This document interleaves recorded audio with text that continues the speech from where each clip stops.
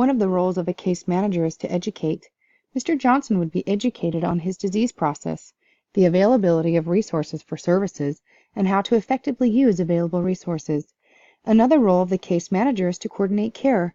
Case managers must identify and screen patients for financial, operational, psychosocial, and clinical factors that would affect the advancement of care. After assessment, Mr. Johnson is found to have a social support network through his church. He is homebound and lacks transportation. He has trouble with activities of daily living. He lacks financial resources and cannot pay for his name brand prescription medications, thus he rations his medications. His highest level of education achievement is the 6th grade, and he stated, "I can't read very well." Consequently, he has a low health literacy.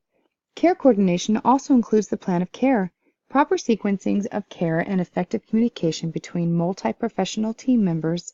A portion of Mr. Johnson's plan of care included effective educational methods according to his health literacy and referring him to various multi-professional team members like home health, social worker, occupational therapist, and dietitians. Proper sequencing of care for Mr. Johnson was obtained by communicating effectively with the multi-professionals, setting appointments, and utilizing volunteers from Mr. Johnson's church for transportation.